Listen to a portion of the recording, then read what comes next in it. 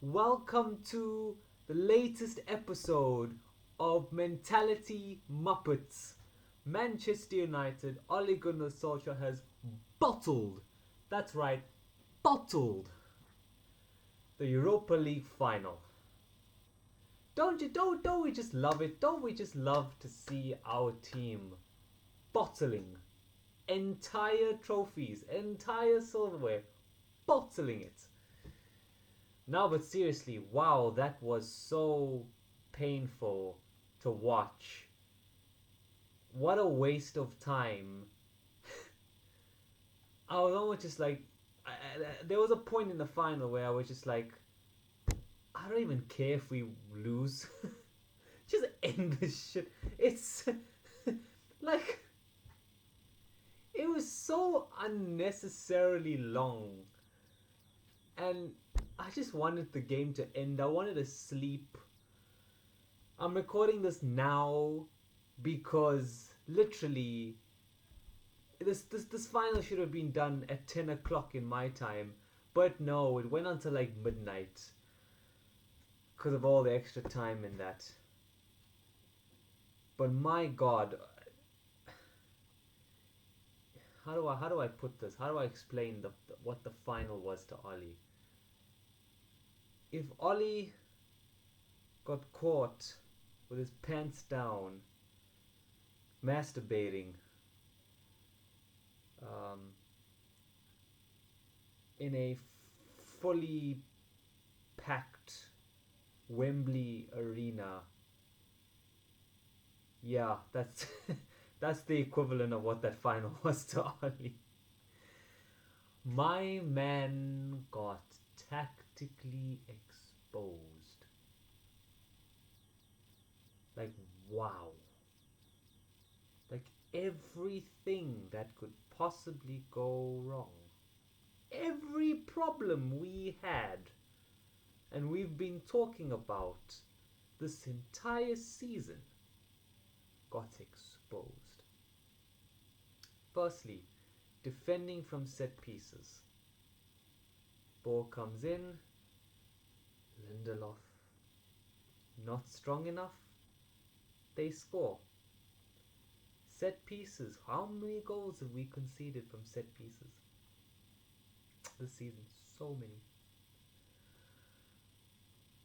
We equalize, but again, the next problem that comes up, it's too slow. We're too stuck in a little system. We can't pass the ball quick enough, and no matter which players we put on the pitch, we just cannot stretch a defense, work a defense. They just held the same 4-4-2 shape. We could do absolutely nothing about it. They, and Marcus Rashford.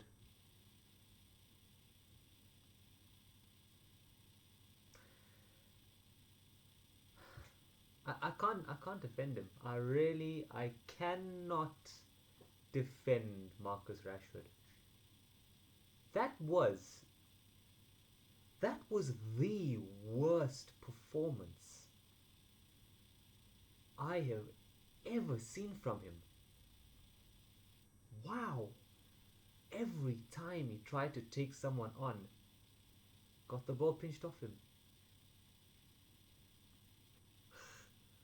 Decision making at its worst. First touch, or just his touch in general. It makes you want to cry. But you know what the worst part is? The man played the full 120 minutes. Pogba and Greenwood got subbed off. For who you ask? For Fred.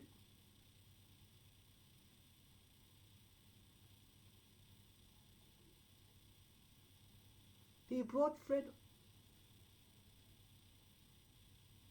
I mean, I forgot who else he brought on, but yeah, wow. Like, I'm sure there's more stuff that Ollie did wrong that I can't remember. Oh, his substitutions, the extra time. He literally brought them on for the penalty kicks. Tellez and all these other guys, Twanzebe. Oh my god. Meanwhile, Unai Emery was carefully strategizing, changing the formations, bringing on players to fulfill his new plans all the time. Ollie. Whew. Yeah, so I think this confirms one thing that he is right at the moment. He is tactically inept's not even the word, just disabled. There we go. He's tactically disabled and doesn't clearly doesn't trust any of his first team. And our coaching is abysmal. I mean, this, you know what it is? We have now been outclassed by two Arsenal managers. First Arteta and then Emery. It just goes to show that there's a serious problem here. Because no matter what players we put there on the pitch, our coaching is crap. It's easy to just it's quite easy to either draw or win a game against us. Our coaching is so bad. It got exposed. Yeah, Ollie and his coaching stuff really got exposed. Look, Rashford. Look, other than Scott McTominay, who had like a Roy Keane-esque performance, and Cavani, no one else stood out. Pogba didn't stand out, Bruno didn't stand out, Rashford stood out, but for the wrong bloody reasons. Somehow, players like Greenwood and Pogba were subbed and Rashford stayed. I don't get it, but yeah. And look, people are calling for Ollie out, this, and that. Look, again, my stance is it doesn't matter what we think. He's got a new contract. He has a new contract, and we're probably gonna buy some players in the transfer window, yeah, whatever. But again, what's really concerning, this is the scary part. It doesn't matter who we bring in as player wise. That coaching staff is just not good enough. Not good enough. So I'm worried. And I feel, you know what, Ollie out is fair play because you do have a couple of valid points. You do. I'm going to be honest with you. You do have a couple of valid points. I mean, yes, we lost the game because David De Gea, but he's a keeper. That game should not have gone to penalties. That game should not even gone to extra time. If we were coached better, we would have killed the game off 90 minutes. Done. We win. We lift the trophy. Liverpool, and it's scary. We lost to Villarreal, 7th in the La Liga. Liverpool wouldn't have lost to them. City wouldn't have lost to them. Chelsea wouldn't have lost to them. The gap between us and them, those three teams, scarily big. Scarily big. They are miles above us.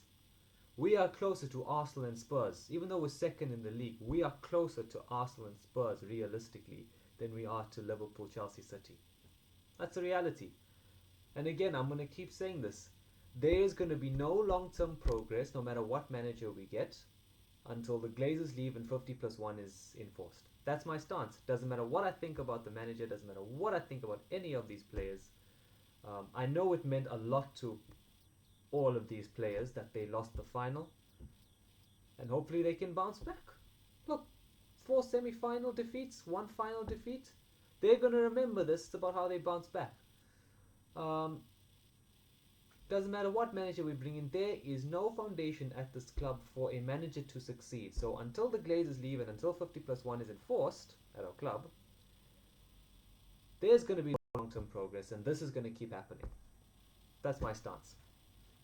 You guys can type angrily on your keyboard about Ollie in, Ollie out, meh. But I'm not going to waste my effort. I'm not going to waste my tears. I'm not going to lose sleep over it. It is what it is. We as fans, as United fans, know what needs to be done. If it is not done, this is going to keep happening. Simple. Anyway, that's my view on it. Thanks for tuning in to Mentality Muppets. Like and subscribe. Yeah, onto the really painful transfer window.